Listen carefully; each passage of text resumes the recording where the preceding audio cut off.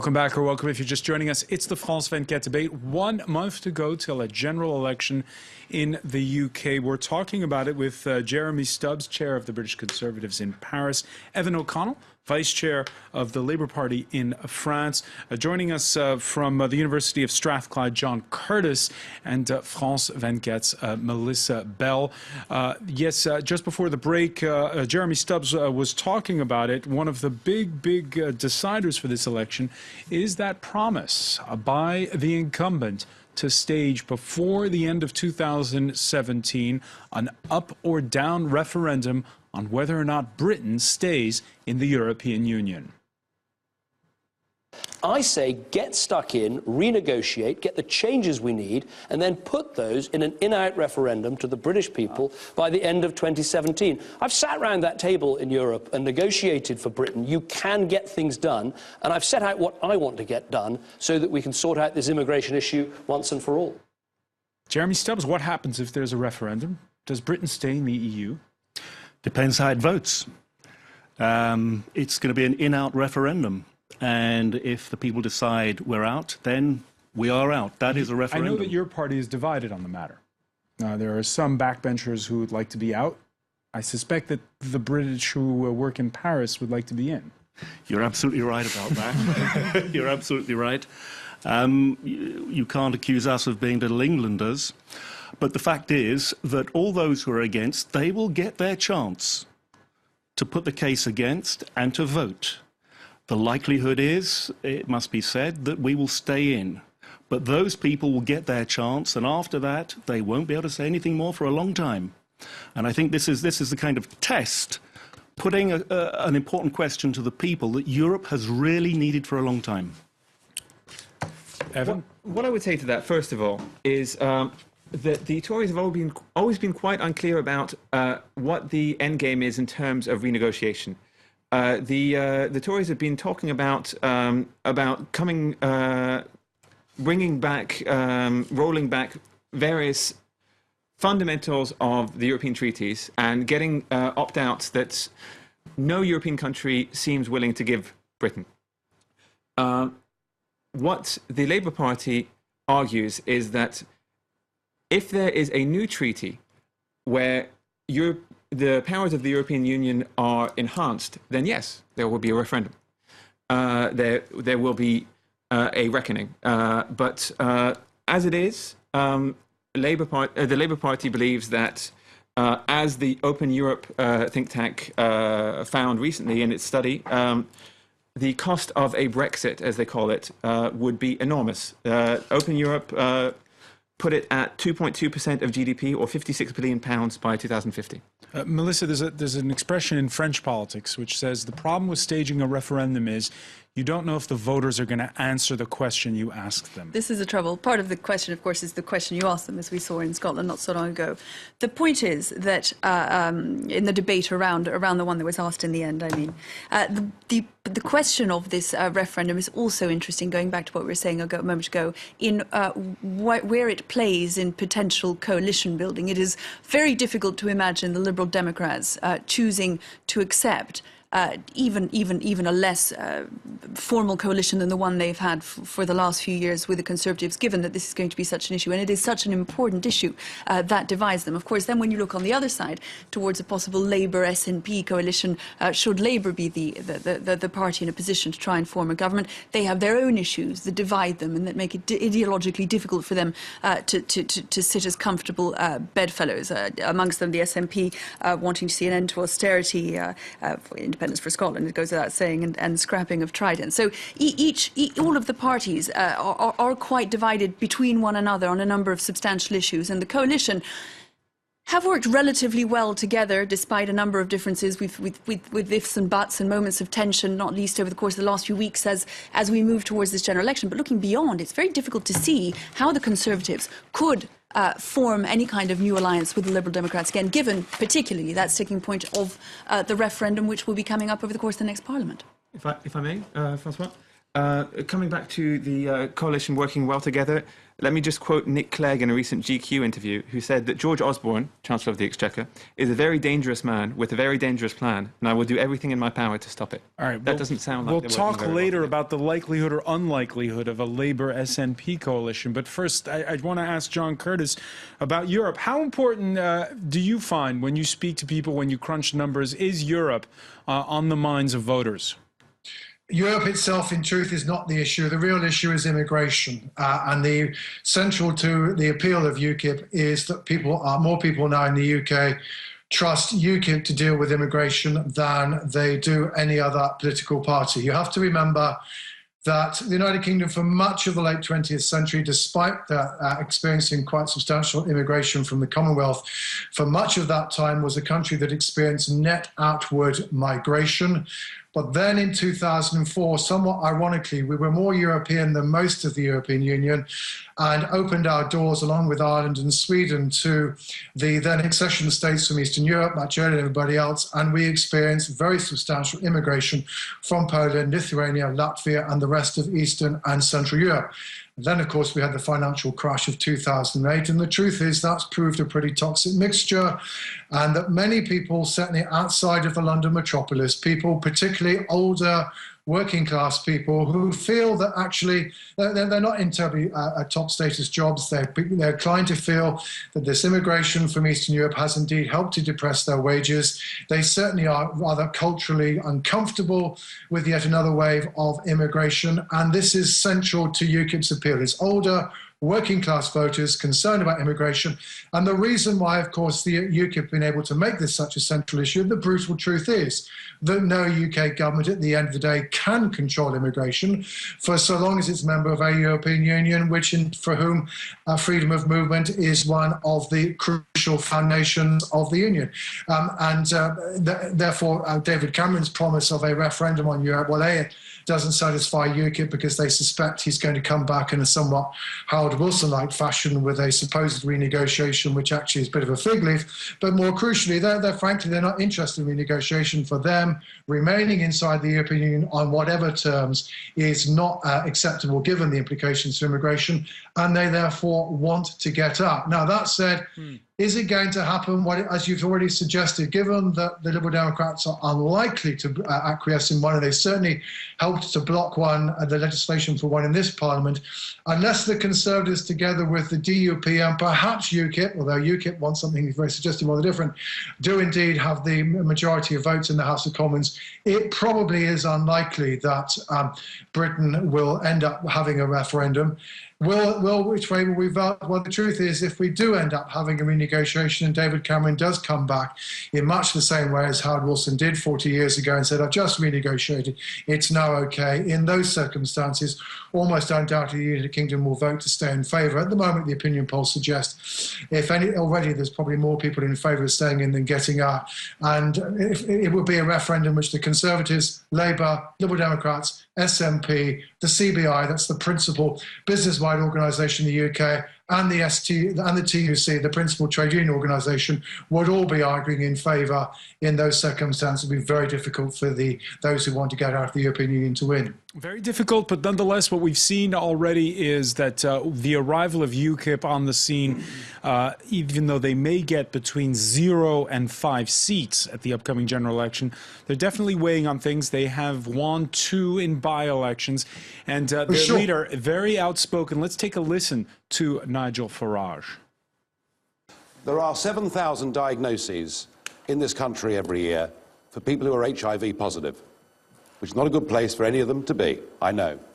But 60% of them are not British nationals. This kind of scaremongering rhetoric is dangerous. It's a fact. It's dangerous, it divides communities, and it creates stigma to people who are ill. And I think you ought to be ashamed of yourself. Well, I'm sorry, we've got to put our own people first. Melissa Bell, the rise of UKIP, it really is a new phenomenon. And just picking up on the point that was just made, it is also, and that I think we made earlier, it is also, what's interesting about it is that they have taken votes both from the Conservatives and from traditional Labour voters, as was just being suggested by your last guest, that have turned towards UKIP. And it is a Europe-wide phenomenon, each country with its own variations on the theme. Of course, UKIP much more anti-European than other of the right-wing parties I'm thinking of. But there is this phenomenon of worries that are the result of changes that are themselves the result of the freedom of movement that has increased as a result of the EU. That coupled with the economic crisis of 2008 and all its consequences, Europe-wide we have the same problem in France. A huge number of right-wing anti-EU parties were elected to the European Parliament not so long ago. It is partly to do with immigration. It is partly also to do with something more profound, that is a disenchantment with traditional parties, that disconnect I was talking about before between the main traditional parties in whichever country they are, and the messages they're sending and what they seem to represent, and people who feel that they're not being listened to, that their own views are not being represented. So in the case of Britain, it is a sort of anti-Westminster vote as well. There is also this sense that by moving to the extremes, you are also registering your discontent with the traditional offering. A kick out the bums vote. And could there be a surprise? Well, as you suggest, he's not expected to win a huge number of seats, but it affects British politics in other ways, as Marine Le Pen does French politics here. It changes the nature of the narrative and the discourse and the issues that are on the table. And of course, as was just said, immigration is a big issue, and it is a difficult issue for David Cameron in particular. So it changes things in that respect. It also changes, the question of UKIP also poses itself again. This is an election almost in two parts. There is what happens up until May the 7th, and beyond that, almost certainly, and to a much greater extent than anything we've seen in British politics recently, what happens beyond, and the horse trading and haggling that will happen, and the alliances that will be formed. Let's talk about that. At 10:01 p.m. on May the 7th, if the Conservatives have the most number of seats, who do they form a coalition with? Well, we'll have to see on the day, as it were. Maybe the Labour Party, who knows? That's not so far-fetched, by the way, when you look at what's going on in Germany right now. No, I fully accept that. I fully accept that. But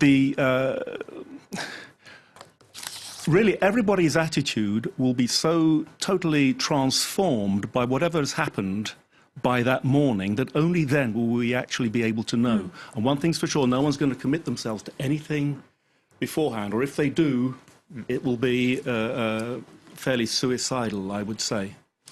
All right, we saw over the weekend the head of the Scottish National Party vigorously denying that she told the French ambassador to Britain that Ed Miliband was not PM material in a private conversation. Once the grandstanding's over, once the votes have been counted, do you see a Labour-SNP coalition? Look, the only poll, you're not going to obviously have speculation from Labour before May the 7th, because the only poll that matters is May the 7th. We believe that SNP voters are better off voting for a stable Labour government that, I would add, stands for a lot of the same issues as SNP in terms of fighting austerity. What I would say is that when it comes to Labour and what we have to do in the last month before the election, what we have to show voters and what we've been trying to show voters so far is that Ed Miliband's Labour is not Tony Blair's Labour. That doesn't mean that we don't, that we're not proud of many of the accomplishments of Tony Blair, notably bringing in the first minimum wage in the UK, which we're aiming to up to £8 an hour, by the way. But it means that the Labour Party itself has evolved, and that we understand that what matters most now is helping ordinary people in Britain. And when you're saying it's not Tony Blair's Labour, are you saying that basically you've tacked to the left? I wouldn't say we've tacked to the left. I'd say that we focus on we focus on issues that that weren't perhaps as salient as they were when Tony Blair left Downing Street back in 2007. It's a party that is led by a leader who was elected in the midst of an economic crisis, and it's a party that has built its manifesto and its key policy proposals on responding to how that crisis has affected ordinary people. All right, we'll see what plays out. The real kingmaker of this election could well be the Scottish National Party. Its leader, Nicola Sturgis, even though coming off a fairly convincing loss in that Scottish independence referendum, clearly wants to weigh on policy in the rest of Britain. I won't pretend I don't want Scotland to be independent. I do. But as long as Scotland remains part of the Westminster system, the SNP will seek to work with others of like mind across the UK to deliver positive change. Like many of you, we want an alternative to the pain of austerity. So, John Curtis, do you see a Labour SNP government, or do you see the SNP staying out of government but voting for Labour? How would it work? Okay, point number one is both Ed Miliband and Nicola Sturgeon have ruled out having a coalition between the two parties. The SNP were never seeking one, and the Labour Party have committed themselves to not holding one. So you will not see SNP ministers running government departments in London. What there has been suggestion of from the SNP, and which the Labour Party have not ruled out, is that there might be some understanding between the two parties, either formal or informal, that thereby ensures that the SNP will vote for certainly keeping Labour in government. If there should be a confidence vote, ensure that it can get its budgets through, but otherwise would have the freedom to vote as it saw fit. Now, that said, I think one needs to say that although it looks quite likely that the SNP will indeed be the third largest party in the next parliament, and that indeed it's not inconceivable that it will be impossible to form a government after May the 7th without at least the acquiescence of the SNP. We also need to bear in mind that the SNP have very clearly ruled out keeping the Conservatives in power. And the truth is, therefore, the Labour Party will realise after May the 7th that the SNP only have one choice, and that would seem to be to enable the Labour Party to gain the reins of power. So I would probably anticipate that actually there will not be a formal confidence to supply agreement. Indeed, there may not be that much in the way of discussion before the Labour Party tries to present a Queen's speech to the House of Commons if it finds itself in that position, and says to the SNP, are you going to vote for us or not? Where the leverage of the SNP will lie is probably after that, because if indeed it is a minority minority Labour government, in those situations where we know that the Conservatives and maybe the Democrats are willing to vote against the government, then the Labour Party will be looking to the SNP for some kind of compromise over individual votes in order to get its legislation through. And it's probably maybe quite considerable way down the track before the SNP, in fact, have much in the way of leverage. And certainly even then, on some of the issues on which it's emphasising, such as Trident, for example, the truth is, at the end of the day, although the SNP themselves are opposed to the renewal of the submarines upon which the Trident missiles are based, a decision that's got to be made next year, given that neither the Conservatives or Democrats are opposed to renewing Trident, I suspect in the end of the day a minority Labour government will indeed be able to pursue that renewal. The SNP will oppose, but other parties will vote in favour. Just picking up on that, one of the most interesting things is that that's almost on both sides, whether we're looking at Conservatives managing to cobble together a minority government or Labour, and we're not looking at the question of even a two-party coalition managing to have enough seats looks fairly unlikely for now. Whether it is a confidence and supply arrangement or something just short of that. I was going to say, Melissa, this sounds really messy. Because it looks... In Germany, when they had their grand coalition, they sat down for 3 months and spelled everything out on paper before they agreed to it. In Belgium, they spent 1.5 years haggling over it and never even managed then. So it is going to be probably for the first time in British politics something that's going to take several weeks to work out. And even if one party or another manages to cobble together something short of a coalition or even something short of a confidence and supply arrangement, it's going to be, as you say, very messy. And it's been a long time since anything like this has happened in British politics. Melissa, I mean, should remember that the Labour government of 1974 to 79 lost its majority. It ended up in 1977 ending up with a confidence supply arrangement with the then Liberal Party. And then in 1978, when that fell apart, it relied on understandings and deals with nationalist Northern Irish parties before eventually losing a vote of confidence in March 1979. Equally, John Major's government of 1992 to 1997, partly as a result of defections, partly as a result of by-election losses, it also lost its majority and ended up having to have day-to-day understandings with the smaller parties. Actually, you'll discover that British politicians do actually have some experience of doing this in the past, and it's not quite as unprecedented. But for the first time in 30 years, we're going to have a situation where beyond May the 7th, you're going to have several, if everything we're saying tonight proves accurate, and indeed this is the way the polls go on the day, unless there's a sudden surge for one party or another, or someone sort of falls off his perch poll-wise, you're going to have several weeks of uncertainty, several weeks of haggling, and it's been an awfully long time. And will you have... and will people be, will they have more faith in the system at the end of the day, or will they be more disillusioned with politics? You're likely to see greater fragmentation still, depending on what comes out, what sort of minority government is able to be cobbled together. So is Britain more and more like the rest of Europe in a way? I think that's one of the things that's happening, is that you can certainly see there are similarities. For instance, we were talking at the beginning of the debate, Francois, about the fact that there is a rejection of the traditional parties. I think that's one of the things that's happening in Britain, and that's reflected elsewhere in Europe, that there is a protest vote, there is dissatisfaction with the way the traditional parties speak, with the way they are, with the things that they're proposing, and that disconnect between them and other voters who are turning to other parties and switching parties more often. And I think that's one of the things that's changing in British politics as well. All right, we'll leave it there for now, but of course the build-up is just starting. 1 month and 1 day to go. I want to thank Evan O'Connell, Jeremy Stubbs, Melissa Bell. I want to thank as well John Curtis for joining us today from Scotland. Thank you for joining us here in the France 24 debate. More on our website, france24.com. Stay with us because our Media Watch segment is next.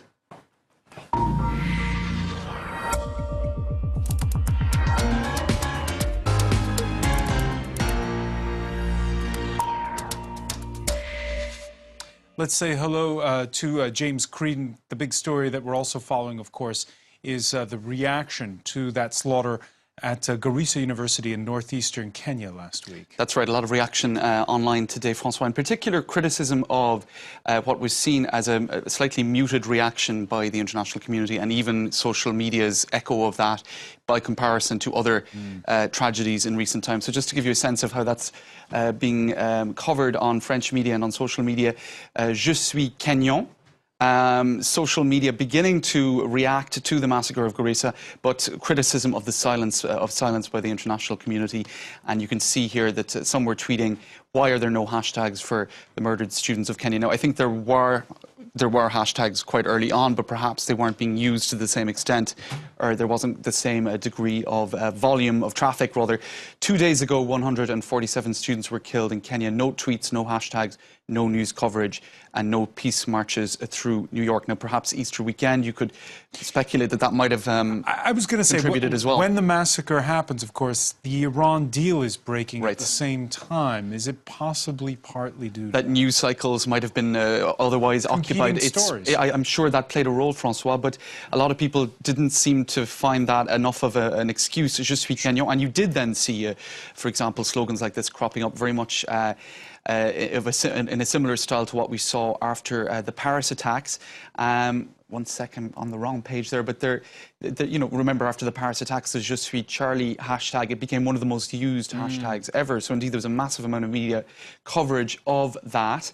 And I suppose some saying that, you know, after what happened in Tunisia, after what happened in Paris, where there was this sort of reaction internationally, that it was perhaps disappointing not to see the world reacting in the same way. And one hashtag that was used quite a lot as well is 147, not just a number. That was used quite a lot online, perhaps a little bit later than some might have liked, to remember the victims and to to pay homage to them. So it did lead to articles such as this one in, I think it's the Vancouver Observer, Do Some Lives Matter More Than Others? That's a question, I suppose, that tends to crop up on occasion when people feel the media spotlight isn't focused enough on certain tragedies. Warm thoughts from, this is somebody at the University of Copenhagen in Denmark, and you also see the hashtag African Lives Matter. So some people getting creative as well with images such as this of Africa shedding a tear. So that's just a sense, Francois, of some of what we're seeing online 4 days after that terrible attack. All right, many thanks for that, James. I want to thank our panel once again. Thank you for being with us here in the France 24 debate.